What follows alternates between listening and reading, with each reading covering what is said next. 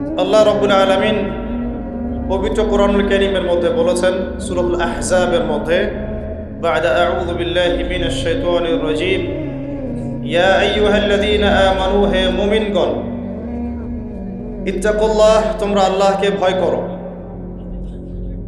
ওয়া কুলু কাওলান সাদীদা এবং স্পষ্ট করে সরাসরি খোলামেলা কথা বলো ওয়া কুলু কাওলান সাদীদা সোজা কথা বলো, সোজা সাপটা কথা বলো। তাহলে কি হবে? ওয়া কুলু কাওলান সাদীদা ইউসলিহ লাকুম আ'মালাকুম। যদি এই কাজগুলো করো, ঈমান আনো, তাকওয়া অবলম্বন করো, সরাসরি সত্য কথা বলো, খোলামেলা কথা বলো, তাহলে ইউসলিহ লাকুম আ'মালাকুম, আমি আল্লাহ তোমাদের সব আমলগুলোকে সংশোধন করে দেব ইনশাআল্লাহ। ওয়া ইয়াগফির লাকুম যুনুবাকুম, একই সাথে তোমাদের সমস্ত গুনাহগুলো মাফ করে দেব ইনশাআল্লাহ। ওয়া মান ইউতি'িল্লাহ ওয়া রাসূলাহ, যে ব্যক্তি আল্লাহ এবং তার রাসূলের আনুগত্য করে, যে ব্যক্তি আল্লাহ এবং তার রাসূলের আনুগত্য করে, ফাকাদ ফাযা ফাওজান আযীমা, সে ব্যক্তি মহান সাফল্য অর্জন করলো। সুবহানাল্লাহ। তো আমরা এখন কথাবার্তা যখন বলবো, খোলামেলা কথা বলবো ইনশাআল্লাহ। এর আগে আমাদেরকে ইমানদার হতে বলা হয়েছে এবং তাকওয়া অবলম্বন করতে বলা হয়েছে। আর এই তাকওয়া সম্পর্কে নবী সাল্লাল্লাহু আলাইহি ওয়াসাল্লাম বলেছেন, আত-তাকওয়া হাহুনা, তাকওয়া হচ্ছে এখানে। এই বলে তিনি তার বুকের দিকে 3 বার ইশারা করেছেন, আত-তাকওয়া হাহুনা, আত-তাকওয়া হাহুনা, আত-তাকওয়া হাহুনা, অর্থাৎ তাকওয়া এখানে, তাকওয়া এখানে, তাকওয়া এখানে। অর্থাৎ তাকওয়া হচ্ছে কলিজার ভিতরে, অন্তরের ব্যাপার। কে কত বড় মুত্তাকি এটা তার লেবাস পোশাক দিয়ে প্রমাণ হবে না, তার রাজনৈতিক ক্ষমতা দিয়ে প্রমাণ হবে না, তার অর্থনৈতিক ক্ষমতা দিয়ে প্রমাণ হবে না, তার দাড়ি টুপি পাগড়ি জুব্বা দিয়েও প্রমাণ হবে না কে কত বড় মুত্তাকি। কে কত বড় মুত্তাকি এবং পরহেজগার ব্যক্তি এটা শুধুমাত্র আল্লাহ পাক জানেন। এখন চলমান যে প্রেক্ষাপট চলছে, এই প্রেক্ষাপটে আমাদের জন্য একটা গুরুত্বপূর্ণ সূরা আছে। এই সূরাটার উপরে আমরা সংক্ষিপ্ত কিছু আলোচনা করে আপনাদেরকে মৌলিক কিছু শিক্ষা ব্যাখ্যা করার চেষ্টা করব ইনশাআল্লাহ আযজা ওয়া জাল। ওয়া মা তাওফীকি ইল্লা বিল্লাহ আলাইহি তাওয়াক্কালতু ওয়া ইলাইহি উনীব। তার আগে আমাকে বলেন, দুটো প্রশ্ন করব আগে। আল কোরআনের জন্য জীবন দিতে চান কারা কারা? ব্যাস, এবার হাত নামান। হাত উঠে গেছেন মাশাআল্লাহ 100%, তাই না? এবার দ্বিতীয় প্রশ্ন শুনেন, আল কোরআন বিশুদ্ধ করে তেলাওয়াত করতে পারেন কতজন? আলহামদুলিল্লাহ, হাত নামান। এবার আমাকে বলেন, আল কোরআনুল কারীম জীবনে অন্তত একবার খতম করেছেন কতজন? মাশাআল্লাহ 4।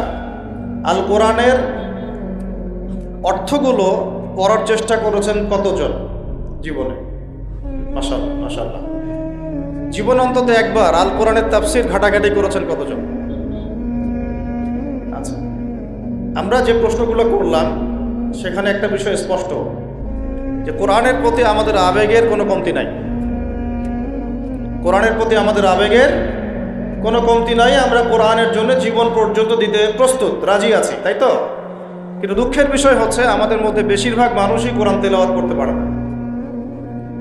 তো যে জাতির প্রত্যেকটা ঘরে ঘরে একজন করে হাফেজ বা একজন করে আলেম তৈরি হচ্ছে না, সেই জাতির মাধ্যমে আল্লাহর জমিনে কোরআনের বিধান বাস্তবায়ন কতটুকু হতে পারে এটা আপনারা চিন্তা করবেন। একটা নিয়াত করি আমরা আজকে, যে আমাদের মধ্যে এমন কোনো ব্যক্তি যেন না থাকে যে বিশুদ্ধ করে কোরআন তেলাওয়াত করতে পারে না। আল্লাহ তাআলা কবুল করেন। তাহলে আমরা নিয়াত করছি আগামী রমজান মাস আসার আগেই ইনশাআল্লাহ আমরা আল কোরআনের বিশুদ্ধ তেলাওয়াত শিখবো ইনশাআল্লাহ। যারা কোরআন তেলাওয়াত করতে জানি তারা কমপক্ষে 1 পারা মুখস্থ করবো ইনশাআল্লাহ। রাজি আছেন? আচ্ছা। আর যারা আমরা হাফেজে কোরআন আছি মাশাআল্লাহ, আমরা আল কোরআনের ভাষা, আল কোরআনের ব্যাকরণ, আল কোরআনের তাফসীর শিখবো ইনশাআল্লাহ। এর সাথে নবী সাল্লাল্লাহু আলাইহি ওয়াসাল্লামের বিশুদ্ধ হাদিসগুলোর চর্চা করব এবং এর পাশাপাশি আকীদার কিতাবগুলো পড়বেন, ফিকহের কিতাবগুলো পড়বেন, ইসলামের ইতিহাস পড়বেন, সিরাতের কিতাবগুলো পড়বেন, অর্থাৎ নবী সাল্লাল্লাহু আলাইহি ওয়াসাল্লামের জীবনী গ্রন্থগুলো পড়বেন, ইসলামিক অর্থনীতির বইগুলো পড়বেন এবং সলফে সালেহিনদের জীবনীগুলো ঘাটাঘাটি করবেন। এই পড়াশোনাটুকু করা যাবে ইনশাল্লাহ? ওয়াদা করতেছেন তো নাকি? একদিনের মাহফিলে দিন কায়েম হবে না, একদিনের মাহফিলে দিন প্রতিষ্ঠা হবে না, এটাই সত্য।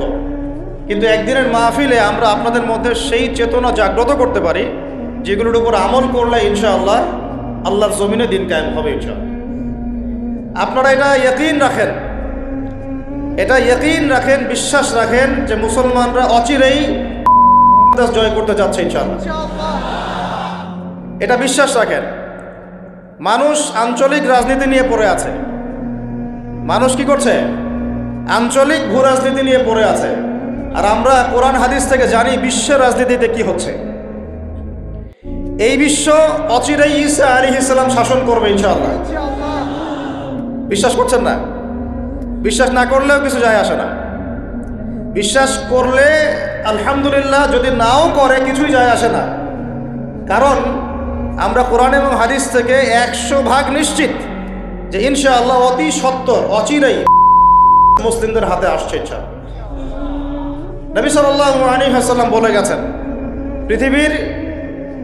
সারা পৃথিবীর যত জালেম তারাও যদি একত্রিত হয়ে এই হাদিসগুলোকে পরিবর্তন করার চেষ্টা করে, ভবিষ্যৎবাণীগুলোকে পরিবর্তন করার চেষ্টা করে, তারা পারবে না ইনশাআল্লাহ। তো এই যদি হয় আমাদের গন্তব্য, তাহলে আমাদেরও তো একটা প্রস্তুতির দরকার আছে নাকি? তো সেই প্রস্তুতিটা শুরু হবে আগে নিজের ইলমের মোজাকারা থেকে।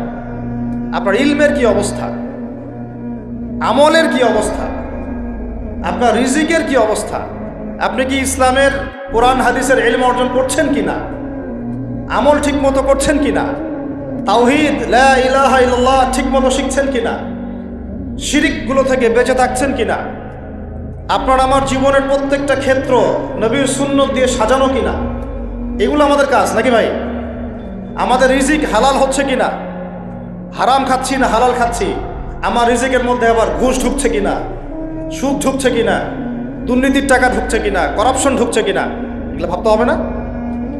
ভাবতে হবে যে আমাদের পরিবারগুলো ঠিক হচ্ছে কিনা, আমাদের সন্তানরা ঠিক মতো মানুষ হচ্ছে কিনা, আমরা সবাই সুস্থ থাকছি কিনা, সুস্থ থাকার জন্য যে খাবার দরকার, জীবনযাপন পদ্ধতি দরকার, এগুলো অবলম্বন করছে কিনা, আমাদের মা বোনরা পর্দা করছে কিনা, সমাজে আমর বিল মারুফ মানে সৎ কাজে আদেশ জারি আছে কিনা, ওয়ান নাহি আনিল মুনকার অসৎ কাজের নিষেধ চালু আছে কিনা, সামাজিকভাবে আমরা ইসলামটাকে ধরে রাখছে কিনা, এবং আমাদের রাষ্ট্র পর্যায়ে যারা আছেন তাদের কাছে আমরা ইসলামের সঠিক ব্যাখ্যাটা উপস্থাপন করতে পারছি কিনা, এগুলো আমাদের কাজ কি নয়?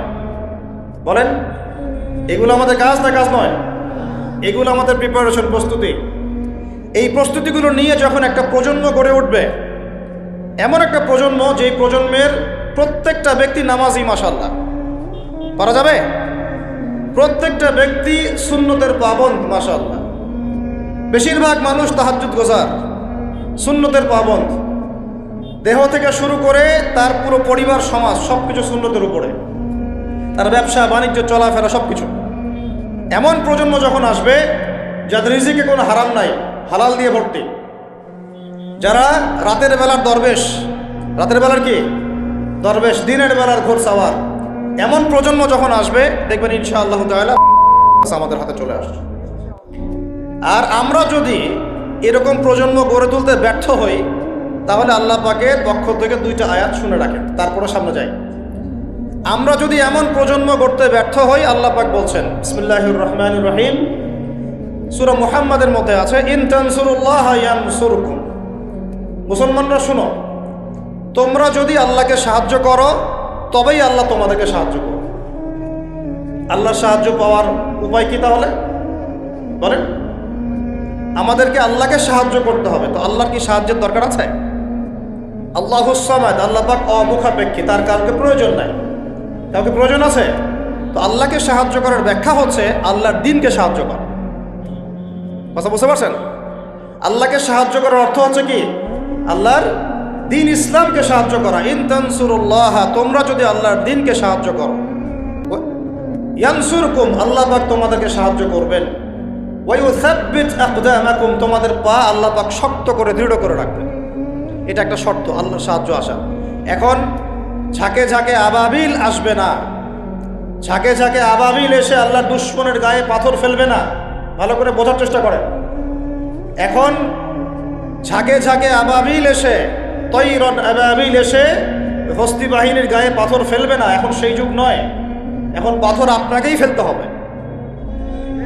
কথা বুঝতে পারছেন? এই পাথর ফেলার দায়িত্ব এখন মুসলমানদের হাতেই নিতে হবে। ঠিক ওই দায়িত্ব মুসলমানরা যখন নিয়েছিল আমাদের হাতেই ছিল। যখন থেকে আমরা ওখান থেকে সরে গেছি তখন থেকে আস্তে আস্তে আস্তে আস্তে ওগুলো ক্রুসেডারদের হাতে চলে গেছে, হাতে চলে গেছে, ইহুদিদের হাতে চলে গেছে, নাসারাদের হাতে চলে গেছে। দুঃখজনক না এটা আমাদের জন্য? লজ্জার না? লজ্জা। তবে ইনশাআল্লাহ তাআলা আমরা নিশ্চিতভাবে বলতে পারি এই গ্লানি আমরা কাটিয়ে উঠবো ইনশাআল্লাহ। পুরো বিশ্বে আপনি মুসলমানদের সংখ্যা হিসাব করলে দেখবেন কোটি কোটি কোটি কোটি অজস্র মুসলিম, অজস্র মুসলিম। এত অজস্র সংখ্যক মুসলিম থাকার পরেও সারা বিশ্বে মুসলমান আজকে নির্যাতিত, নিপীড়িত। কেন? এটা তো হওয়ার কথা ছিল না। কারণ এইগুলাই, আমরা নামাজ ছেড়ে দিয়েছি, আমরা মসজিদ ছেড়ে দিয়েছি, মসজিদমুখী না হয়ে আমরা মোবাইলমুখী হয়েছি। এখন আমরা কোরআনমুখী না হয়ে গার্লফ্রেন্ডমুখী হয়েছি। আমরা এখন হালাল রিজিক বাদ দিয়ে সুদ খাচ্ছি। আমরা এখন আল্লাহর পথে দাওয়াত এবং জিহাদের মেহনত বাদ দিয়ে পাবজি, ফ্রি ফায়ার নিয়ে পড়ে আছে। যুব সমাজ মাদক নিয়ে পড়ে আছে। আলেমদের মধ্যে একটা শ্রেণী তাদের দায়িত্ব এড়িয়ে যাচ্ছেন, আপোষে ইখতিলাফে বিভক্ত হয়ে যাচ্ছেন। উম্মাহকে আমরা টুকরা টুকরা করে ফেলছি এবং উপর থেকে আমাদেরকে সহযোগিতা করা হচ্ছে না। এই সার্বিক বিষয়গুলো যখন একত্রিত হয়েছে তখন উম্মতের উপরে গ্লানি, লাঞ্ছনা নেমে এসেছে। আমরা চাই না এটা আমাদের উপর থাকুক, ইনশাআল্লাহ থাকবেও না। আমি বলছি কখন থাকবে না? যখন আমরা আল্লাহর দ্বীনকে সাহায্য করব। এখন একজন ভাই নামাজই পড়ে না, সে কি আল্লাহর দ্বীনকে সাহায্য করতে পারবে? একজন ভাই কোরআন তেলাওয়াতও করতে পারে না, সে কি আল্লাহর কোরআনের দাওয়াত মানুষকে দিতে পারবে? একজন ব্যক্তি সুন্নতের উপর আমল করছে না, সে কি মানুষকে সুন্নতের দিকে ডাকতে পারবে?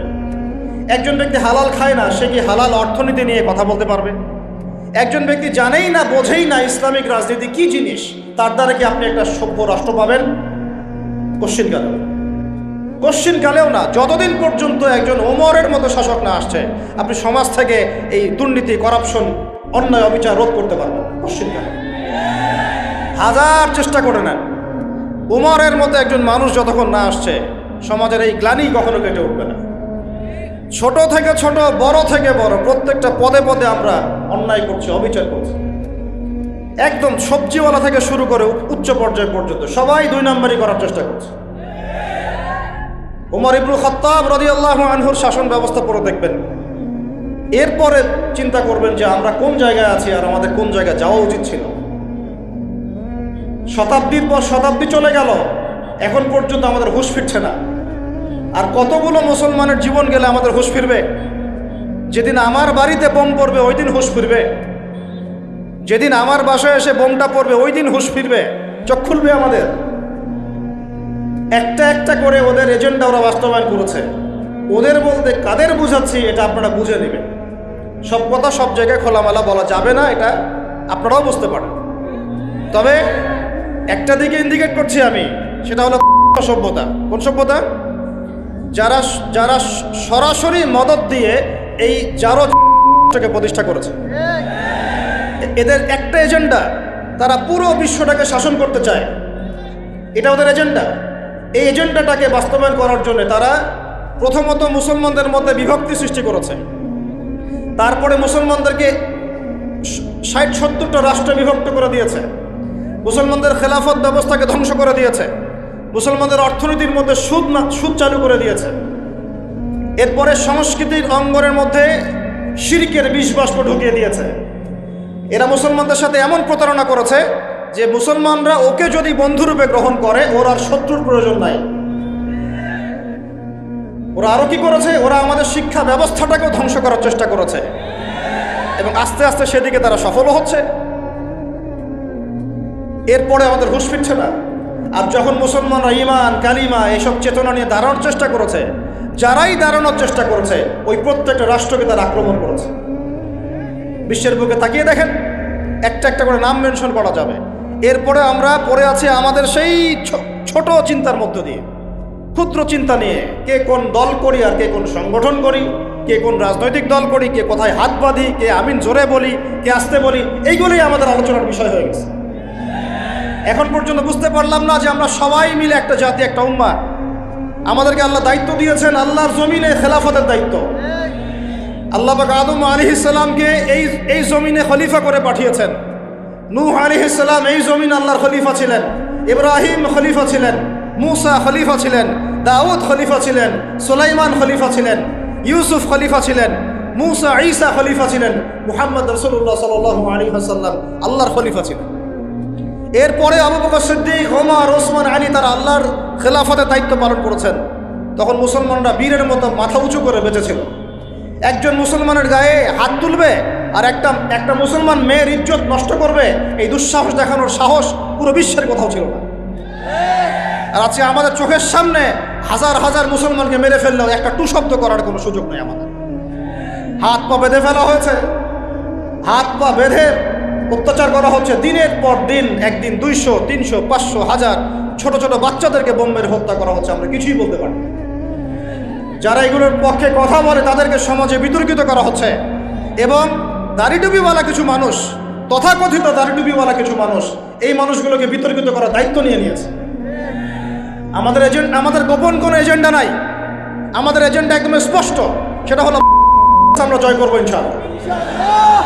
এবং আমাদের কারোর সাথে কোনো শত্রুতা নাই। আমাদের সবাই মিলে আমরা যারা আছি, আমাদের প্রশাসন, আমাদের সরকার, আমাদের আম জনতা, আমাদের মা, আমাদের বোন, আমাদের ভাই, সবাই আমরা এক উম্মাহ ইনশাআল্লাহ। আমরা সবাই মুসলমান, এটাই আমাদের পরিচয়। বাস এর ভিতরে কিছু মুনাফিক ঢুকে গেছে, ওদেরকে আপনারা সাইজ করবেন ইনশাআল্লাহ। আগে ইলম অর্জন করেন, বিশ্বের প্রেক্ষাপট বোঝার চেষ্টা করেন। আল্লাহ রাব্বুল আলামিন আমাদেরকে মহান দায়িত্ব দিয়ে পাঠিয়েছেন। এই দুনিয়াতে আমরা এই দাসত্বের শৃঙ্খলে আবদ্ধ হতে আসি নাই, আমরা মাথা উঁচু করে শাসন করতে এসেছি ইনশাআল্লাহ তাআলা। আমরা জয় করবই করবো ইনশাআল্লাহ। প্রত্যেকটা আলোচনায়, প্রত্যেকটা খুতবায়, প্রত্যেকটা মিম্বরে, প্রত্যেকটা বইয়ে, প্রত্যেকটা লেকচারে, এমনকি আমাদের চায়ের আসরগুলো থেকে শুরু করে পার্লামেন্ট পর্যন্ত আলোচনা করতে হবে ইনশাআল্লাহ।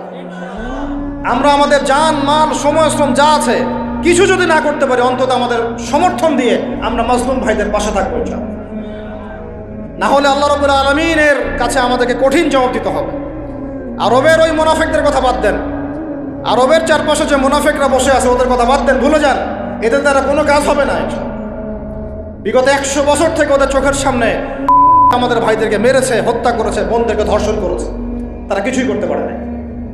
যে গুটি কয়েক মানুষ এর বিরুদ্ধে প্রতিবাদ করেছে, ওদেরকে তারা সন্ত্রাসী আখ্যা দিয়েছে। এতটুকু এরা করতে পেরেছে। এসব রাখেন নাটক তামাশা। ইনশাআল্লাহ আযজা ওয়া জাল এমন প্রজন্ম আমরা তৈরি করবো ইনশাআল্লাহ, যেই প্রজন্মের প্রত্যেকটা ভাই আমাদের কোরআন তেলাওয়াত করতে পারে, প্রত্যেকটা বোন কোরআন তেলাওয়াত করতে পারে, প্রত্যেকটা ভাই নামাজি মাশাআল্লাহ, প্রত্যেকটা ছেলে হবে ইসমাইলের মতো, পিতা হবে ইব্রাহিমের মতো, মারা হবে হাজারা এবং সারার মতো ইনশাআল্লাহ। তাকবীর, ইনশাআল্লাহ জোরে বলেন ইনশাআল্লাহ। আমরা এমন প্রজন্ম গড়ব ইনশাআল্লাহ, যে প্রজন্মের এক একটা ছেলে হবে ইসমাইলের মতো, এক একটা পিতা হবে ইব্রাহিমের মতো, এক একটা মা বোন হবে হাজারার মতো ইনশাআল্লাহ, সারা আলাইহিস সালামের মতো। আপনি 10টা বাচ্চা না নিয়ে একটা বাচ্চা নেন, ওই একটা বাচ্চাকে আপনি খালিদের মতো বড় করেন। একটা মেয়ে আপনি মানুষ করেন আয়েশা রাদিয়াল্লাহু আনহার মতো। একটা স্ত্রী নেন, আপনি একটা স্ত্রীকে আপনি খাদিজার মতো বানান ইনশাআল্লাহ। একটা প্রজন্ম আমাদেরকে গড়ে দেন। একজন দায়ী, একজন বক্তা, একজন আলেম, 10 জন আলেম, একটা সরকার কিচ্ছু করতে পারবে না যতক্ষণ না আপনারা পরিবর্তন হচ্ছেন। আপনাদেরকে পরিবর্তন হতে হবে। আমি এখানে জোরে গলায় কথা বলে গরম গরম বক্তব্য দিয়েও কিছু করতে পারবো না। আপনাদের সবাইকে পরিবর্তন হতে হবে, আমাদের সবাইকে পরিবর্তন হতে হবে। আজকে থেকেই 5 ওয়াক্ত নামাজি হয়ে যান, আল্লাহ তৌফিক দান করেন। কোরআন হাতে থাকবে সব সময়, যখনই সময় পাবেন কোরআন তেলাওয়াত করবেন। কোরআন আপনাকে আল্লাহর দিকে নিয়ে আসবে ইনশাআল্লাহ। সুন্নত থাকবে, চেহারা থেকে শুরু করে দাড়ি ছেড়ে দেন, টাকটুর উপরে কাপড় উঠান। রিজিকের মধ্যে হারাম থাকলে ছেড়ে দেন, সুদ থাকলে ছেড়ে দেন। ঘুষ থাকলে বাদ দেন, যদি কারো সম্পদ অন্যায়ভাবে নিয়ে থাকেন আজকে তওবা করে সে সম্পদ ফিরাই দিয়ে আসেন। লজ্জার কিচ্ছু নাই, গিয়ে বলবেন ভাই আমি ভুল করেছিলাম, বুঝি নাই, জানি নাই, তোমার সম্পদ অন্যায়ভাবে নিয়েছে, ভাই তুমি নিয়ে নাও। আপনার মর্যাদা আল্লাহ বাড়াই দিবে ইনশাআল্লাহ। আল্লাহ আপনাকে আসমান থেকে বেহিসাব রিজিক দেবে ইনশাআল্লাহ। যে বোন পর্দা করছো না, আজকেই পর্দা ধরো ইনশাআল্লাহ। যারা পরিবারের প্রতি শিথিল, পরিবারের প্রতি কঠোর হন, আপনার সন্তানের প্রতি কঠোর হন, ভাইয়ের প্রতি কঠোর হন। দেখেন আপনার ভাই গোপনে জেনা করছে কিনা, মেয়েটা গোপনে জেনা করছে কিনা। এই ফ্রি মিক্সিং ত্যাগ করেন, ফ্রি মিক্সিং এর সংস্কৃতি ত্যাগ করেন, মোবাইলের সেলফির সংস্কৃতি ত্যাগ করেন, শোডাউন আইওয়াশ এগুলো বন্ধ করেন, কিছু করার চেষ্টা করেন আল্লাহর জন্যে। আল্লাহ পাক সবাইকে তৌফিক দান করেন। যারা আমরা মাদ্রাসায় পড়ি, আমরা যারা মাদ্রাসায় যুক্ত যাওয়া আসা করি, আমাদের জীবনের উদ্দেশ্য যেন এমন না হয় যে একটা ইমামতি হলেই বাস কাম খালাস। না, একটা ইমামতির জন্য আল্লাহ আপনাকে সৃষ্টি করেন নাই। একটা বই লিখেছি বাস অনেক কিছু হয়ে গেছে, একটা মাদ্রাসা প্রতিষ্ঠা করেছি বাস অনেক কিছু করে ফেলেছি, এমনভাবে কখনো চিন্তা করবেন না। স্বপ্ন বড় করেন, লম্বা স্বপ্ন দেখেন, দীর্ঘ স্বপ্ন দেখেন, পর্যন্ত স্বপ্ন নিয়ে যান, আল্লাহ তৌফিক দান। আর আমরা কোনো বিচ্ছিন্ন জনগোষ্ঠী না, আমরা একা একা কখনো আইন হাতে তুলে নিব না, ঠিক আছে? আমরা একটা পুরো জাতি করবো ইনশাআল্লাহ, ওই জাতিগতভাবে আমরা এগিয়ে যাবো ইনশাআল্লাহ। আল্লাহ পাক আমাদের প্রশাসনকে হেদায়েত দেন, সরকারকে হেদায়েত দেন, আম জনগণকে হেদায়েত দেন, মা বোনদেরকে হেদায়েত দেন, যুবক ভাইদেরকে হেদায়েত দেন। আর আমাদের এক একটা বাচ্চাকে আমরা আবু উবাইদের মতো বড় করবো ইনশাআল্লাহ, ইনশাআল্লাহ আযজা ওয়া জাল। আল্লাহ রাব্বুল আলামিন আমাদেরকে বলছেন ওয়াল আসর, হে মুমিনরা সময়ের কসম করে বলছি, আমি আল্লাহ সময়ের কসম করে বলছি। সময়ের কসম কি বুঝি ভাই? সময় আমাদের জীবনের সবচেয়ে ইম্পর্টেন্ট জিনিস। আল্লাহ পাক অহেতুক কোনো বিষয় শপথ করবেন না তো। আল্লাহ পাক যখন কোনো কিছুর কসম করেন সবচেয়ে শ্রেষ্ঠ বিষয়ের কসম করেন। তাহলে আমাদের জীবনের সবচেয়ে শ্রেষ্ঠ বিষয় কি? আরো জোরে বলেন। এই সময়টা আপনি একটু ঠান্ডা মাথায় বাসায় গিয়ে চিন্তা করেন। আজকে আদনান ভাই ওয়াজ করে গেছে, আমি একটু চিন্তা করি, আপনার আমার হায়াত সর্বোচ্চ হয়তো 60-70 বছর, আরো হয়তো আল্লাহ বাড়াই দিলে 100 বছর, এর বেশি গড়াইও আমাদের নাই, আছে? এখন আপনার বয়স কত? কারো 20, 25, 30, 40, 50, ঠিক না? ঠিক। এখন আপনি বাসায় গিয়ে চিন্তা করে দেখেন, যদি আমাদের হায়াত হয় 60 বছর, আল্লাহ আমাদেরকে যেন দীর্ঘ নেক হায়াত দারাজ করেন, আমিন। আমাদের ভাইদেরকে, বোনদেরকে, উলামায়ে কেরামকে, আমাদের নেতাদেরকে, সবাইকে আল্লাহ পাক দীর্ঘ নেক হায়াত দারাজ করেন। এখন কথা হচ্ছে, যদি ধরে নেই যে আমাদের হায়াত 60 বছর, আপনার আমার বয়স থেকে কিন্তু 30, 40, 50 বছর অলরেডি চলে গেছে। এখন চিন্তা করবেন যে এই সময় যেটা চলে গেল, এই সময়ের মধ্যে আমি কতটুকু নামাজ পড়েছি, কতটুকু রোজা রেখেছি, যাকাত দিয়েছি কতটুকু, হজ ফরজ হয়েছে করেছি কিনা, দিনের পথে আমার অবদান কি, দিনের পথে আমার অবদান কি, আল্লাহর দিনকে যে আল্লাহ সাহায্য করতে বললেন আমি কি করেছি। এই চিন্তাটুকু বাসায় গিয়ে করেন। এর সাথে এই চিন্তাটাও করেন যে এই 30, 40, 50 বছরে আমরা গুনাহ করলাম কতগুলা, কতদিন নামাজ পড়ি নাই, কতদিন রোজা রাখি নাই, কতদিন সুদ খাইলাম, কতগুলো মেয়ের সাথে আমার সম্পর্ক ভাই,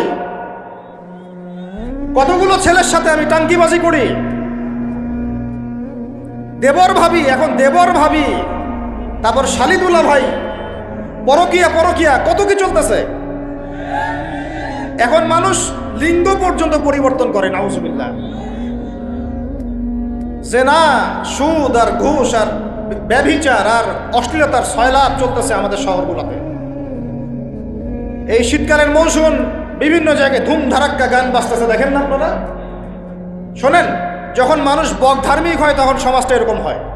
আপনি মনে করছেন নামাজ তো আমি 5 ওয়াক্ত পড়ি, আমার তো কোনো সমস্যা নাই, রোজা তো আমি রাখি, কোনো সমস্যা নাই, সৎ কাজে আদেশ তো করতেছেন, অসৎ কাজের কোনো নিষেধ নাই। তখন সমাজটা কেমন হবে জানেন? সমাজটা হবে এমন, মসজিদে নামাজও হবে, পাশে পিকনিকের এরকম ঢোল তবলা বাজবে। কারণ সৎ কাজে আদেশ তো আপনি করছেন, অসৎ কাজে নিষেধ নাই। সমাজ পরিবর্তন হবে তখনই যখন সৎ কাজের আদেশের সাথে সাথে বলেন অসৎ কাজে নিষেধও থাকবে। অমুসলিমরা কি করে ওইটা দেখার দায়িত্ব আমাদের না। মুসলমানের সন্তানরা যেন কখনো এরকম ঢাকঢোল না পিটায়। সারা রাত জেগে এগুলা করবা, মানুষের ঘুম নষ্ট, হার্টের পেশেন্ট আছে, এইটা আছে, ওইটা আছে। সামাজিক প্রতিবাদ করবেন, একদম সামাজিকভাবে প্রতিবাদ করবেন। এগুলো বন্ধ না করতে পারলে আমাদের সমাজের নূর নষ্ট হয়ে যাবে। এখন যে কথাটায় আসেন, এই 60-70 বছরে কত পাপ করেছে হিসাব নাই। এই পাপগুলো লিস্ট করেন, দেখেন চোখ দিয়ে পানি ঝরতে থাকবে। আমার কথায় নারাজ হচ্ছেন? এই পাপগুলো লিস্ট করেন, চোখ দিয়ে পানি ঝরবে, আল্লাহ আমাদেরকে মাফ করে দেন। সবাই বলি আমিন। কত কবিরা গুনাহ হয়েছে, কত সগীরা। তবে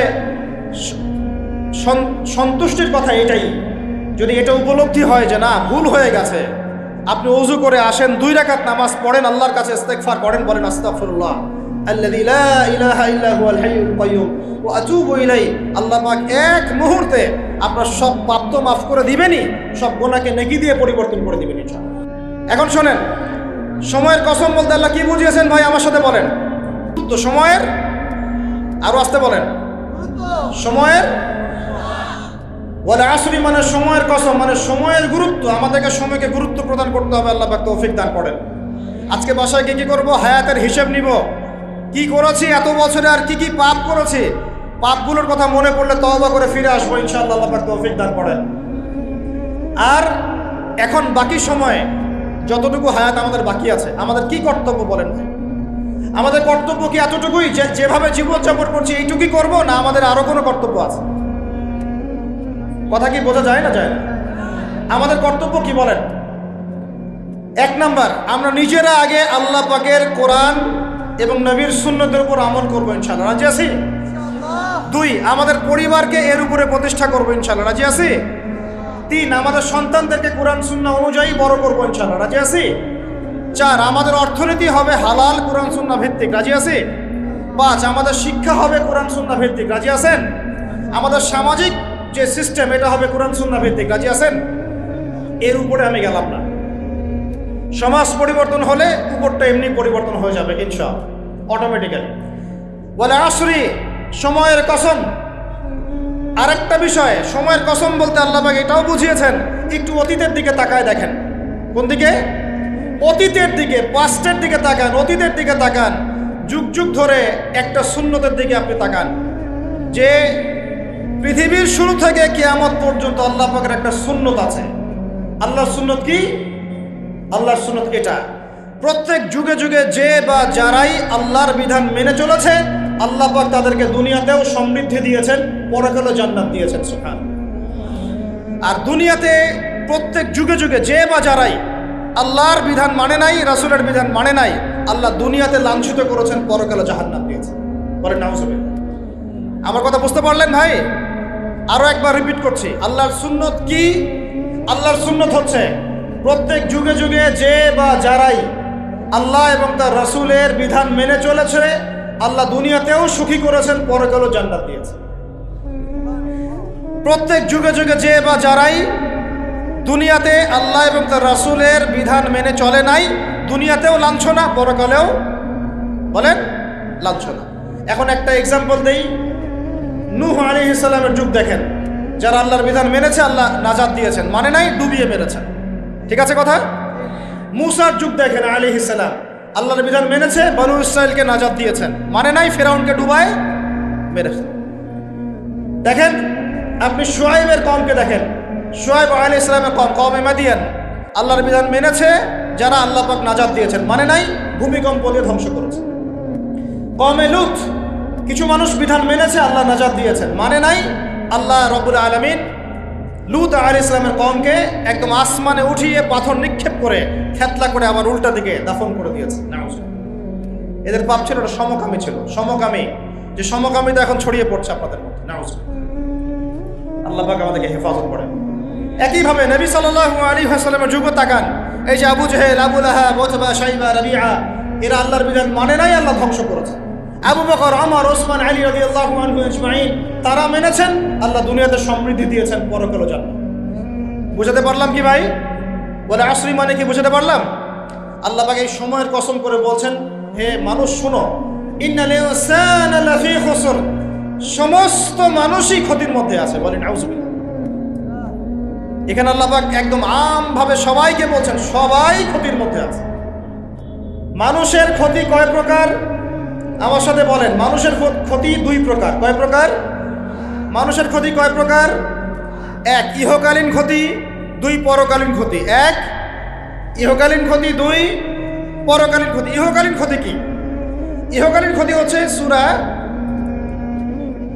সূরাতুল রুমের এই আয়াতটা। আল্লাহ পাক বলছেন বা'দা আউযু বিল্লাহি মিনাশ শাইতানির রাজীম যাহারাল ফাসাদু ফিল বাররি ওয়াল বাহরি বিমা কাসাবাত আইদিন নাস। আল্লাহ পাক বলছেন জলে মানে পানিতে, এবং স্থলে মানে এই যে জমিনে, জলে এবং স্থলে যত বিপর্যয়, অরাজকতা, এই যে আপনারা দেখছেন ফাসাদ, ফিতনা যে ছড়িয়ে পড়ছে, এগুলো মানুষের হাতের কামাই, মানুষের হাতের কামাই। বনভূমি উজাড় করেছে কে? জিন না মানুষ? বলেন। এই পরিবেশ নষ্ট করেছে কে? জিন না মানুষ? বলেন। খাবারে ভেজাল দিয়েছে কে? জিন না মানুষ? অর্থনীতির মধ্যে সুদকে ঢুকিয়েছে, জিন না মানুষ? এই বেপরদামি, জেনা, মাদক কে ছড়িয়েছে? জিন না মানুষ? নামাজ কালাম ছেড়ে দিয়ে পাবজি, ফ্রি ফায়ার নিয়ে কে পড়ে আছে? জিন না মানুষ? বলেন। জিন না মানুষ? আল্লাহর বিধান বাদ দিয়ে শয়তানের বিধান চালু করেছে কে? জিন না মানুষ? যাহারাল ফাসাদু ফিল বাররি ওয়াল বাহরি বিমা কাসাবাত আইদিন নাস। জলে স্থলে যত বিপর্যয়, অরাজকতা, সমস্যা, এগুলো মানুষের হাতের কামাই। বলি নাউজুবিল্লাহ। আমরা যা করব তাই পাবো। আমরা যা করব তাই। মাদক খাচ্ছেন আপনি, আপনাকে ফলভোগ করতে হবে। সুদ খাচ্ছেন আপনি, আপনাকেই ফলভোগ করতে হবে। এই বেহায়ের মতো মেয়েরা চলছে, ওকেই দেখবেন ফলভোগ করতে হবে। মেয়ের সাথে হারাম সম্পর্ক করছেন, আপনাকে ফলভোগ করতে হবে। যে যে পাপ করবে তাকে তার ফল ভোগ করতেই হবে। আল্লাহ পাক আমাদেরকে হেফাজত করেন, মাফ করেন। আমি তাহলে মানুষের একটা ক্ষতি পেলাম, ইহকালীন ক্ষতি। কি ক্ষতি ভাই? আর দুই নাম্বার হচ্ছে পরকালীন ক্ষতি। পরকালীন ক্ষতি কেমন? এবার বোঝেন। এই যে আমরা নিশ্চিন্তে ঘুমাই, সারা জীবন 30, 40, 50 বছর নিশ্চিন্তে কাটাচ্ছি, কোনো ফিকির নাই, নিজের পরিবারের, সমাজের, রাষ্ট্রের, উম্মার কোনো ফিকির নাই, অথচ এই মানুষের সামনে অপেক্ষা করছে মৃত্যু। জি, আজকে থেকে 100 বছর পরে আমাদের মধ্যে কেউ থাকবে না পৃথিবীতে, এটাই সত্য। তারপরে আছে কবরের সওয়াল জবাব, তারপরে মিজান, এই ফুলসিরাত, পুনরুত্থান, জান্নাত, জাহান্নাম, এগুলো আমাদের সামনে অপেক্ষা করছে। আর সেই মানুষ নিশ্চিন্তে বসে বসে মেয়ের সাথে টাঙ্কি মারে। সেই মানুষ বাইক নিয়ে একটা মেয়েকে নিয়ে ঘুরছে। সেই মেয়ে একটা ছেলের সাথে চটপটি ফুচকা খায়। সেই লোক আল্লাহর বিধানকে সরাই দিয়ে শয়তানের বিধান চালু করা শুরু করল। সেই ব্যক্তি সুদ খাচ্ছে। সেই ব্যক্তি ট্রান্সজেন্ডার এই মতামত প্রমোট করতেছে। হ্যাঁ, সেই ব্যক্তি শিক্ষার মধ্যে ইসলাম বিদ্বেষী বিষয় ঢুকাই দিল। অথচ এই মানুষের সামনে পরকাল অপেক্ষা করছে। একদম টেনে হিস্ট্রি আল্লাহ পাক সামনে নিয়ে দাঁড় করাবেন, দাঁড় করে জিজ্ঞাসা করবেন। তাহলে আমরা কত অপদার্থ, কত বোকা, আমরা কি বুঝতে পারছি ভাই? একটু বুঝতে পারছেন কি? আল্লাহ পাক সূরা আহজাবে এটাও কিন্তু বলেছেন যে মানুষ যে জালেম, জাহেল, আমরা যে অপদার্থ, আল্লাহ পাক কি বলছেন? আল্লাহ বলছেন ওয়ালাকাদ আরাদনাল আমানাতা আলাস সামাওয়াতি ওয়াল আরদি ওয়াল জিবাল। আমি ইসলামের এই আমানত, শরিয়াত, কোরআন হাদিসের এই যে আমানতটা, এটা আসমান সমূহকে দিতে চেয়েছিলাম, তোমরা কি নিবা? আমি জমিনকে দিতে চেয়েছিলাম, তোমরা নিবা? আমি পাহাড়কে দিতে চেয়েছিলাম, তো আমানত কি নিবা? ফাআবাইনা, তারা বলেছে না, নিতে পারো। ওয়াশফাকনা মিনহা, তারা অক্ষমতা প্রদর্শন করেছে। ফাহামালাহাল ইনসান, মানুষ সেই আমানতটা কাঁধের মধ্যে বহন করেছে। আমরা সেই আমানত কি করেছি ভাই? কাঁধে বহন করেছি। আল্লাহ পাক বলেন ইন্নাল ইনসানা যালুমান জাহুলা, মানুষ কত জালেম, মানুষ কত জাহেল। আমাদের সামনে পরকালীন এই কঠিন জবাবদিহিতা অপেক্ষা করছে। এরপরে আমাদের জীবনযাপন পদ্ধতি দেখলে মনে হয় যে আমাদের মধ্যে আর গরু ছাগলের মধ্যে কোনো পার্থক্য। কেন? গরু ছাগলের কাজ কি? খাবে, ইস্তেঞ্জা করবে আর সহবাস করবে, বাস। আমাদের এখন এই 3টা কাজ। কি খাবো, আর কোন টাইলস ফিটিং বাসায় পায়খানা করব, আর কতগুলো বাচ্চা পয়দা করতে হবে, বাস, দ্যাটস অল। এর বাইরে আমাদের চিন্তা কোথায়? আচ্ছা, এবার আসেন, সময়ের কসম বুঝতে পারলেন? ইন্নাল ইনসানা লাফি খুসর বুঝতে পারলেন? আচ্ছা, আল্লাহ পাক এবার আমাদেরকে বলছেন, আচ্ছা ঠিক আছে, 4টা গুণ অর্জন করো। কয়টা ভাই? একটু বসেন, সবর করেন। আমরা অনেক লম্বা আলোচনা করব না, আমরা বুঝতে পারছি রাত অনেক গভীর হচ্ছে। আমরা সংক্ষিপ্ত করবো ইনশাল্লাহ। আমার সাথে বলেন কয়টা গুণ অর্জন করব? আল্লাহ পাক বলছেন এই 4টা গুণ যারা অর্জন করবে তারা ওই ক্ষতি থেকে বেঁচে থাকবে ইনশাল্লাহ। সুবহানাল্লাহ। দুনিয়াতেও তারা সফল হবে, পরকালেও সফল হবে ইনশাল্লাহ। আল্লাহ বলছেন ইল্লাল্লাযীনা আমানু, তারা নয় যারা এক ঈমান এনেছে, তারা ক্ষতির মধ্যে নাই যারা ঈমান এনেছে। 2 ওয়া আমিলুস সলিহাত, সৎ আমল সম্পাদন করেছে। কি আমল? সৎ আমল। তারপরে ওয়া তাওয়াসাউ বিল হক, পরস্পরকে সত্যের উপদেশ দিয়েছে। কিসের উপদেশ? সত্যের। 4 ওয়া তাওয়াসাউ বিস সবর, এবং পরস্পরকে ধৈর্যের উপদেশ দিয়েছে। কয়টা বললাম বলেন তো ভাই? আমার সাথে বলেন। 1 নাম্বার কি? যারা, আপনারা কি হাসি তামাশা করতে আসছেন এখানে? এটা ক্লাসের মতো মনে করেন, এটা একটা ক্লাসের মতো মনে করেন। ট্রেডিশনাল ওয়াজ মাহফিল বাদ দেন, ওই সুর গল্প কেচ্চা কাহিনী বন্ধ করেন, কিছু শিখেন। 4টা গুণাবলী অর্জন করলে ক্ষতি থেকে বাঁচতে পারবো, অন্যথায় কোনো সুযোগ নাই। যত বড় ফকিহ হন, আলেম হন, মুহাদ্দিস হন, মুফাসসির হন, পলিটিক্যাল নেতা হন, কোনো লাভ নাই, কিচ্ছু হবে না পরকালে। একদম নাজাতের রাস্তা বন্ধ যদি 4টা গুণাবলী অর্জন না করতে পারি। কয়টা ভাই? 1 নাম্বার ইল্লাল্লাযীনা আমানু, যারা ঈমানদার হয়েছে। 1 নাম্বার কি? ঈমানদার হয়েছে, পাক্কা ঈমানদার হয়েছে। 2 নাম্বার ওয়া আমিলুস সলিহাত, সৎ আমল করেছে। কি আমল? ওয়া তাওয়াসাউ বিল হক, হকের দাওয়াত দিয়েছে। কিসের দাওয়াত? 4 নাম্বার ওয়া তাওয়াসাউ বিস সবর, ধৈর্যের দাওয়াত দিয়েছে, ধৈর্যের উপদেশ। কিসের উপদেশ? এটা কি শুধু একজন ব্যক্তির উপরে বর্তাবে? আর সবার উপর দায়িত্ব? এই সূরায় কি শুধু আলেমদেরকে উদ্দেশ্য করা হচ্ছে? শুধু মুফাসসিরদেরকে, শুধু মুহাদ্দিসদেরকে, শুধু বক্তাদেরকে, নাকি সবাইকে? এই সবাই মিলে যখন এই 4টা গুণাবলী অর্জন করবেন, দেখবেন ইনশাআল্লাহ দুনিয়াতেও বিজয় আমাদের, পরকালে আমাদের ইনশাআল্লাহ। এবার একটু ব্যাখ্যা করে সংক্ষিপ্ত করে। ঈমান মানে কি? ঈমান অর্থ কি? বিশ্বাস। ঈমানের পিলার কয়টা? ঈমানের স্তম্ভ পিলার কয়টা? বলেন 6টা। কয়টা? আমার সাথে বলেন কয়টা? 1 নাম্বার আল্লাহ বিশ্বাস। কোথায় বিশ্বাস? এক আল্লাহ বিশ্বাস, আল্লাহ ছাড়া কোনো মাবুদ নাই। এবং আল্লাহর তাওহীদে বিশ্বাস, শিরক থেকে দূরে থাকা। 2 আল্লাহ পাকের মালায়েকা, ফেরেশতা মণ্ডলীতে বিশ্বাস। ফেরেশতায় বিশ্বাস করি তো ইনশাআল্লাহ? এই জায়গাটাতে ফেরেশতারা আছেন, বিশ্বাস করেন? আমাদের 2 কাঁধে ফেরেশতা আছেন, বিশ্বাস করেন? আপনি যখন আয়াতুল কুরসি পড়ে ঘুমান, তখন একজন ফেরেশতা আপনাকে পাহারা দেন, বিশ্বাস করেন? সুবহানাল্লাহ, সুবহানাল্লাহ। এরকম অগণিত অসংখ্য ফেরেশতা আছে আল্লাহ পাকের। কতগুলা? এই আরশে আজিম, এই আমরা বলি আরশে আজিম, নিচে একটা জায়গা আছে 7ম আসমানের উপরে, তার নাম হলো বাইতুল মামুর। কি নাম? বাইতুল। ওটা হচ্ছে একটা ফেরেশতাদের তাওয়াফ করার জায়গা। আমরা যেমন কাবা ঘরে তাওয়াফ করি না? করি না? কারা কারা করেছেন হাত তোলেন। মাশাআল্লাহ, মাশাআল্লাহ। আল্লাহ পাক আরো বেশি করার তৌফিক দান করেন। আর যারা করে নাই তাদেরকেও তৌফিক দান করেন। আল্লাহ পাক সবাইকে হজ করার তৌফিক দান করেন। শোনেন, তবে একটা কথা বলে রাখি, ওই হজ উমরা সফরে গিয়ে, প্রসঙ্গ অন্যদিকে চলে যাচ্ছে ওই জন্য বলতে যাচ্ছি না লম্বা করে, হজ উমরা সফরে গিয়ে এই মোবাইল ফোনগুলো নিয়ে যাবেন না। এই বাটন ফোন নিয়ে যাবেন। এই মোবাইল ফোন হজ উমরা সফরে নষ্ট করে ফেলেছে। এই হজ উমরা সফরে আমরা দেখে আসলাম যে মোবাইল ফোনের কারণে মানুষ ইবাদতের যে নূর নষ্ট করে ফেলেছে। ওখানে গিয়ে সেলফি, শোডাউন, এইটা ওইটা।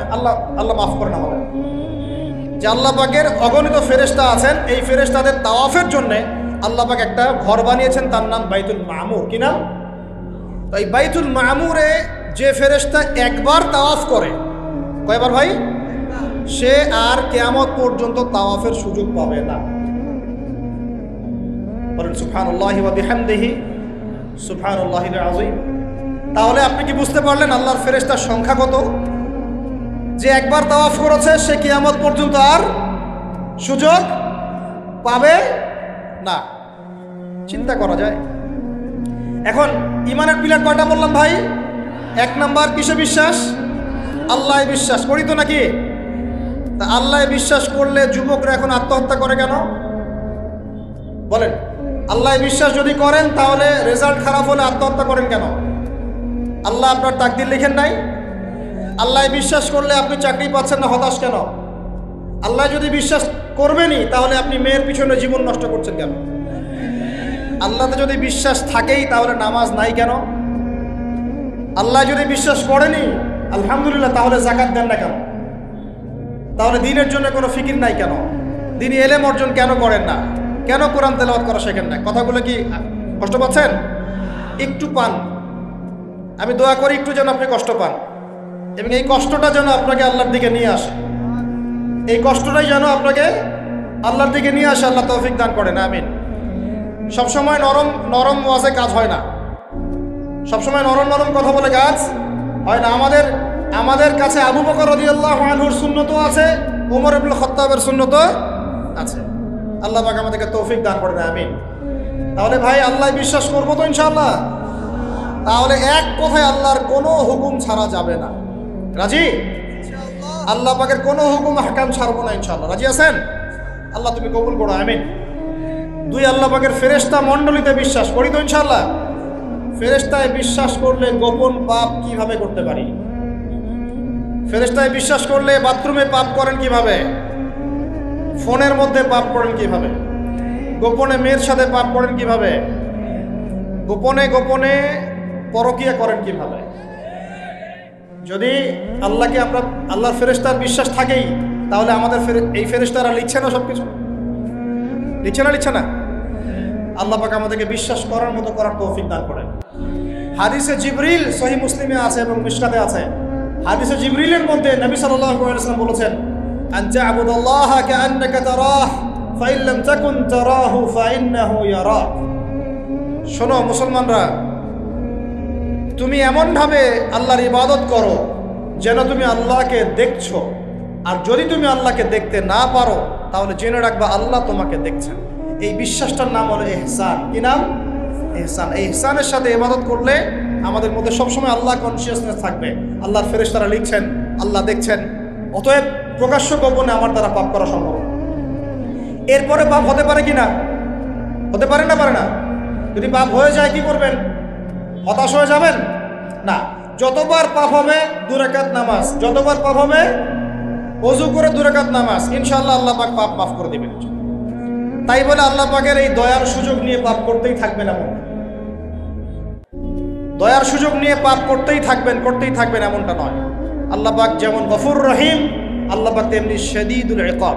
আল্লাহ পাক যেমন রহমান রহিম, পরম করুণাময় অসীম দয়ালু, আল্লাহ পাক তেমনি কঠিন শাস্তিদাতাও বলেন। ঠিক আছে? 2 নম্বর পিলার মালায়েকায় বিশ্বাস। 3 নম্বর ওয়া কুতুবিহি, আল্লাহ পাকের সমস্ত আসমানি কিতাবে বিশ্বাস করব। রাজি আছি তো ইনশাআল্লাহ? তাহলে কোরআন পড়া শিখবো তো ইনশাআল্লাহ? তেলাওয়াত, আরবি ভাষা, আরবি ব্যাকরণ, তাফসীর এতটুকু শিখতে হবে। আল্লাহ পাক তৌফিক দান করেন। ওয়া রুসুলিহি, আল্লাহ পাকের সমস্ত রাসূলে বিশ্বাস করব তো ইনশাআল্লাহ? আমরা কি শুধু নবী মুহাম্মদকে বিশ্বাস করি সাল্লাল্লাহু আলাইহি ওয়াসাল্লাম, না সমস্ত রাসূলকে বিশ্বাস করি? বলেন, কনসেপ্ট ক্লিয়ার করেন। আচ্ছা, আরেকটা কথা, আমাদের নবীজির পরে কি আরো নবী আসতে পারে? তো অনেক মানুষে বলছে যে গোলাম আহমেদ কাদিয়ানীও নবী। বাংলাদেশে যে এগুলোর সংখ্যা দিন দিন বাড়ছে, তা আমাদের কোনো ভূমিকা নাই কেন?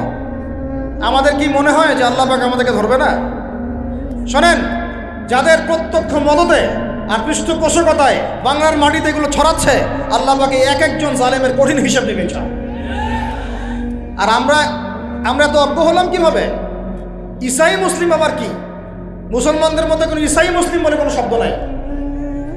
আমাদের কালিমা স্পষ্ট, লা ইলাহা ইল্লাল্লাহ, আল্লাহ ছাড়া কোনো মাবুদ নাই, মুহাম্মাদুর রাসূলুল্লাহ, মুহাম্মদ সাল্লাল্লাহু আলাইহি ওয়াসাল্লাম আল্লাহ পাকের সর্বশেষ নবী। তারপর লা নবিয়্যা বা'দা, তারপরে কোনো নবী আসবে না। হ্যাঁ, ঈসা ইবনে মারইয়াম আসবেন, তিনি আসবেন কখন? করার জন্য, নবী হিসেবে নন, তিনি আসবেন কি হিসেবে? উম্মাহ হিসেবে। আল্লাহ রাব্বুল আলামিন আমাদের একদম আকীদা পরিষ্কার করে রাখেন ইনশাআল্লাহ। আর এই ধরনের দাওয়াত যদি দিতে কেউ আসে, একটা চল লাগাই দিবেন ধরে। তারপর কি হবে দেখা যাবে। একদম কষে থাপ্পড় লাগাই দিবেন। মুহাম্মদ সাল্লাল্লাহু আলাইহি ওয়াসাল্লামের উম্মত হয়ে থাকলে এদেরকে একদম সুযোগ দিবেন না আপনি। আমার নবীর পরেও নবী আসবে এমন মতবাদ প্রচার করতেছেন, নাউযুবিল্লাহ। ওলামায়ে কেরাম বাংলার জমিনে থাকতে এটা কখনো সম্ভব হবে না ইনশাআল্লাহ। এদের যত পণ্য আছে, এগুলো একটা পণ্য ব্যবহার করবেন না কখন। লিস্ট করে দেখবেন কোন কোন পণ্য এদের। আমি এগুলো বলতে চাচ্ছি না পাবলিকলি। সচেতন হন, ইমান কোন দিক দিয়ে বের হয়ে চলে গেল, আল্লাহ পাক আমাদেরকে মাফ করেন।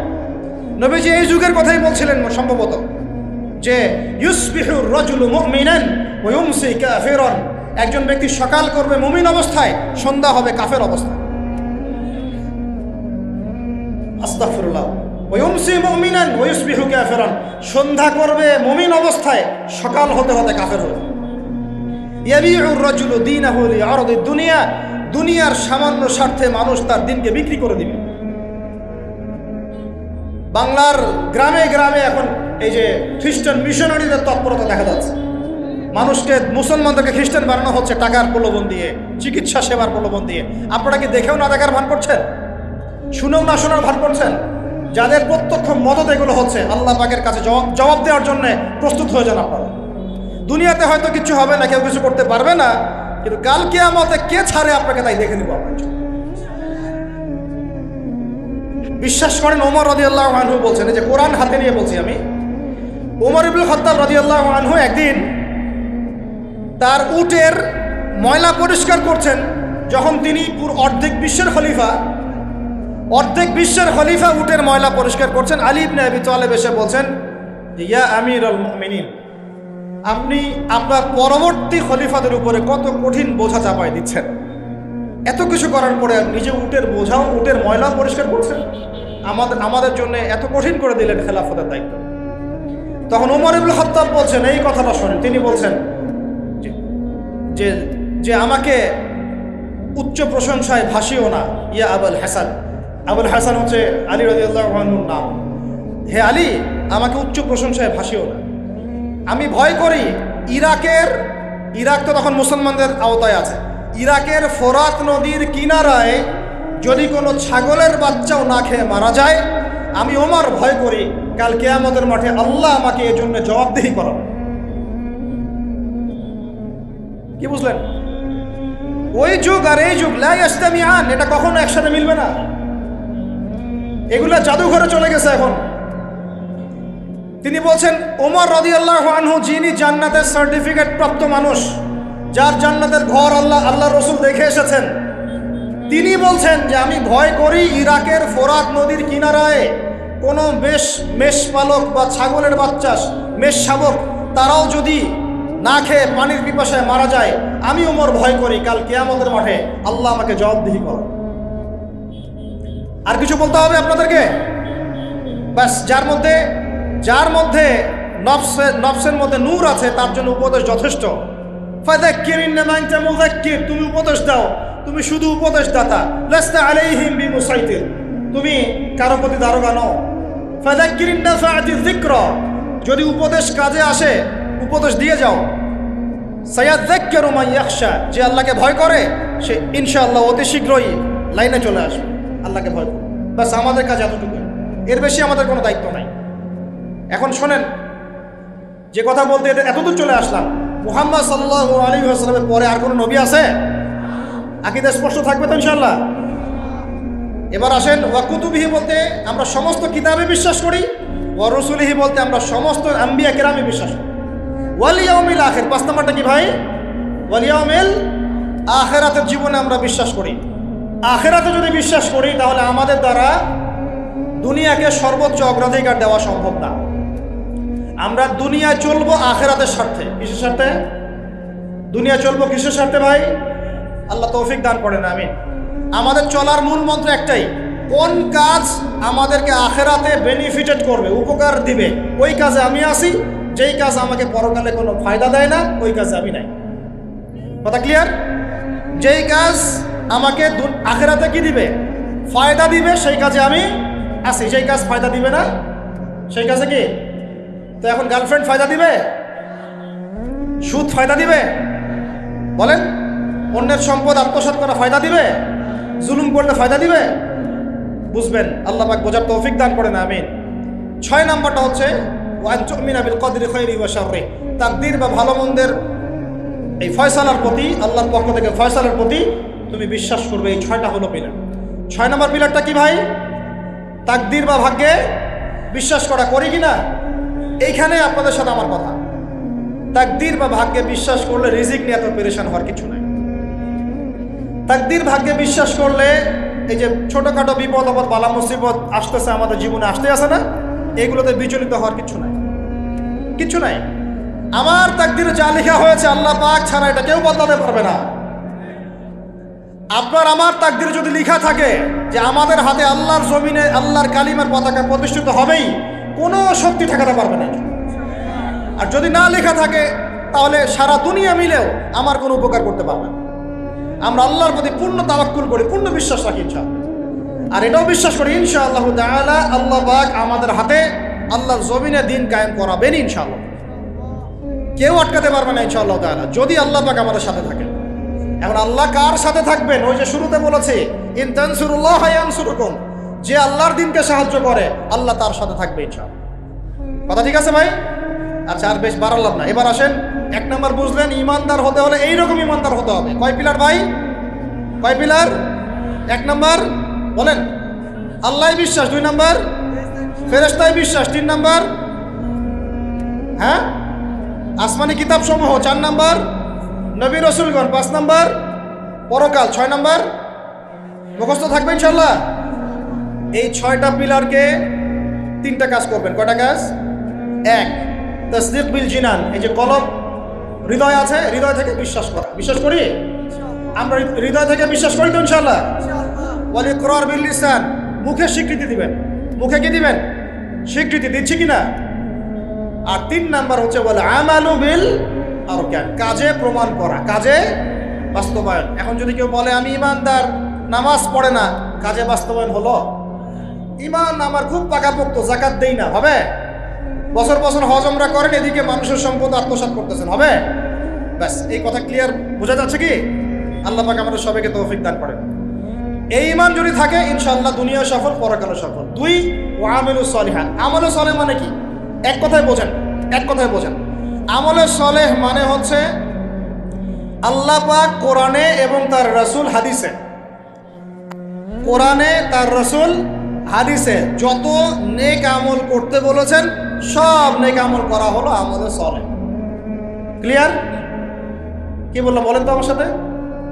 আল্লাহ পাক কোরআনুল কারীমে তার রাসূল হাদিসের মধ্যে যত নেক কাজ করতে বলেছেন সেগুলো করার নাম, সেগুলো করার নাম আমলে সলেহ। যেমন নামাজ, যেমন সওম, যেমন সাদাকা, যেমন রমজানে সওম রাখা, হজ করা, উমরা করা, পিতা মাতার সাথে ভালো ব্যবহার, এমনকি মুসলিম ভাইয়ের সাথে হাসি মুখে কথা বলা, মুসাফা করা, হাসি মুখে কথা বলা, এগুলো থেকে শুরু করে যত উচ্চ পর্যায় পর্যন্ত আছে, একদম আপনার চেহারা দাড়ি থেকে নিয়ে জিহাদের ময়দান পর্যন্ত সবকিছু কি আমলে সলেহ।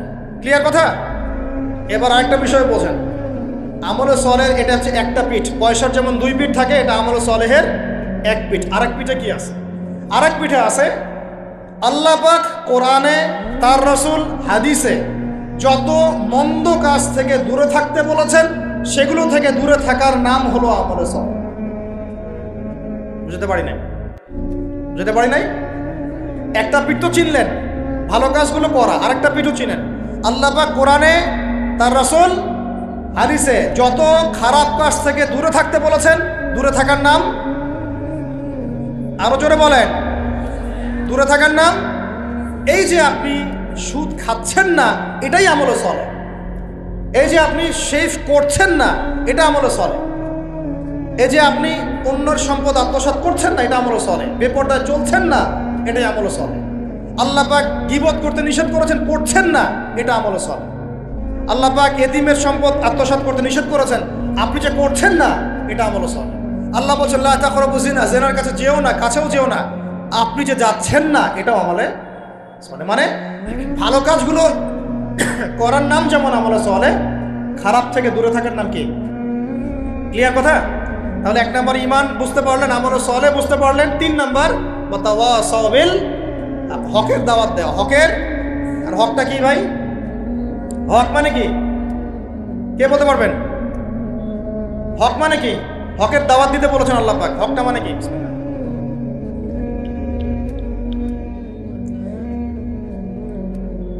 আমার হাতে কি এটা?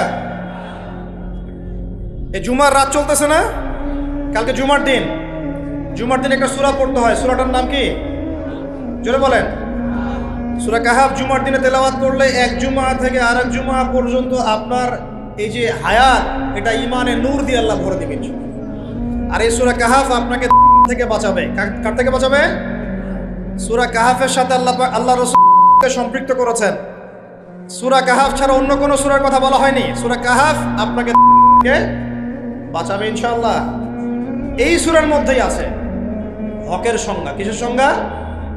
এই সূরার মধ্যে 29 নম্বর আয়াতে আপনি পাবেন আল্লাহ রাব্বুল আলামিন বলছেন, ওয়াকুলিল হাক্কু মির রাব্বিকুম, সুবহানাল্লাহ, ওয়াকুলিল হাক্কু মির রাব্বিকুম ফামান শাআ ফালইউমিন ওয়া মান শাআ ফালইয়াকফুর। হে মুমিন মুসলমান শোনো, হক সত্য সেটাই যা তোমার রবের পক্ষ থেকে নাজিল হয়। হকের সংজ্ঞা বুঝতে পারলাম? হক বা সত্য সেটাই যা তোমার রবের পক্ষ থেকে নাজিল হয়। এখন আমাকে বলেন আল্লাহর পক্ষ থেকে কি নাজিল হয়েছে বলেন? আচ্ছা, যখন তাওরাত নাজিল হয়েছিল ওটা কি হক ছিল না বাতিল ছিল? হক ছিল। জাবুর হক ছিল। তারপর ইনজিল, সর্বশেষ যে কোরআন নাজিল হলো এটা কি হলো তাহলে? এখন কোরআনের ব্যাখ্যায় হাদিস আছে না নাই? হাদিস আছে না নাই? নাকি শুধু কোরআন মানলেই হবে, হাদিস মানার দরকার নাই? এরকমও তো দল আছে আমাদের দেশে, আছে না?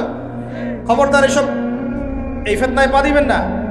ওয়া মা ইয়ানতিকু আনিল হাওয়া, আল্লাহ বলছেন আল্লাহর নবী নিজের মন গড়া কোনো কথা বলতেন না। ইন হুয়া ইল্লা ওয়াহয়ু ইউহা, তিনি শুধু সেই কথাই বলতেন যা তার কাছে ওহী করা হয়েছে। হাদিসের কথাগুলো এগুলো আল্লাহর পক্ষ থেকে আসা। নবী সাল্লাল্লাহু আলাইহি ওয়াসাল্লাম তার জবানে বলেছেন, সুবহানাল্লাহ।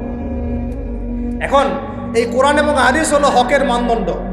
তাহলে কোরআন হাদিসের সাথে যা মিলবে তা আমি নিব, যা মিলবে না তা নিব। আবার বলি, কোরআন হাদিসের সাথে যা মিলবে তা আমি নিব, যা মিলবে না তা আমি নিব না। বাস, যা মিলবে তাই নিবেন। যার কথাই কোরআন সুন্নাহর সাথে মিলবে আপনি নিবেন, মিলছে না নিবেন। আমার কোনো কথা যদি দেখেন কোরআন সুন্নাহর সাথে মেলে নাই, ওইটা দেওয়ালে ছুঁড়ে ফেলে দিন, কোনো দরকার নেই।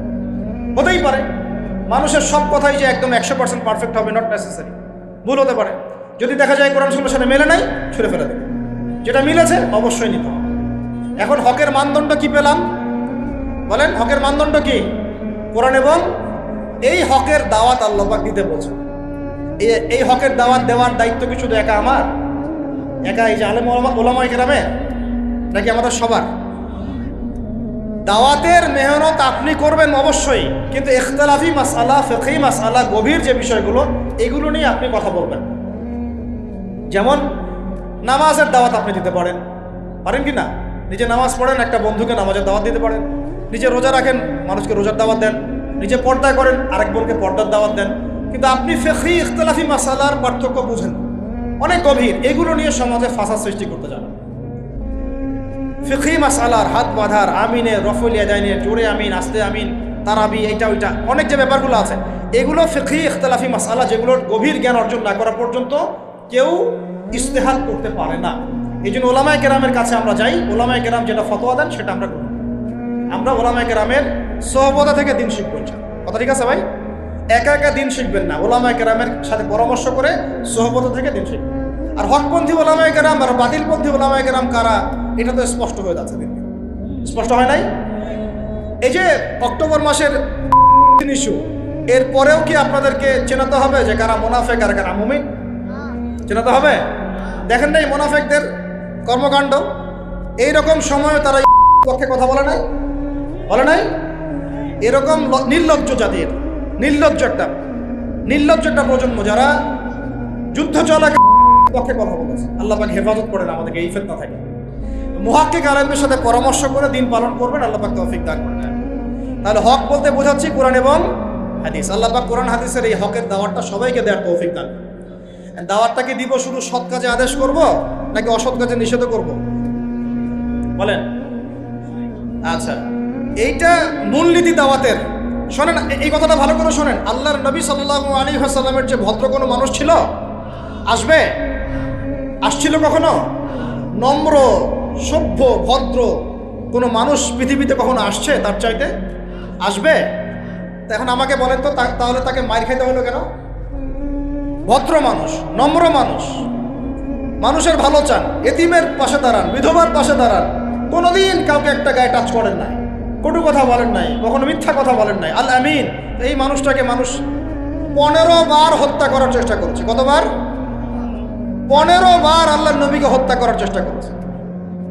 তাই তার দাঁত মানুষ মেরে ভেঙে দিয়েছে, তার পা মচকে দিয়েছে, তারপরে তার মাথার মধ্যে আঘাত করেছে, কড়া ঢুকে গেছে উহুদের যুদ্ধের দিন। ও পিঠের মধ্যে উটের নাড়ি ভুড়ি চাপিয়ে দিয়েছে, দড়ি দিয়ে ফাঁস দেওয়ার চেষ্টা করেছে।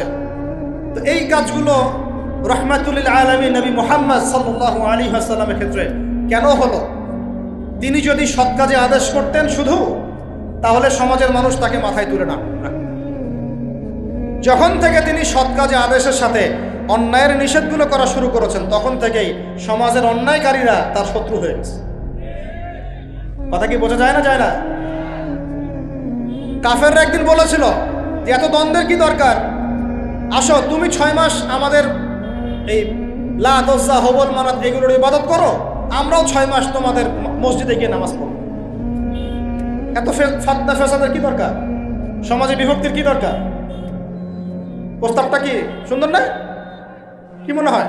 এত ফিতনা ফাসাদের কি দরকার? সমাজ বিভক্তির কি দরকার? আসো তোমরাও জাহিলিয়াতের এই লাত ওজ্জা হবল মানাত এগুলোর কাছে সিজদা করো, আমরাও তোমাদের আল্লাহর ইবাদত করব।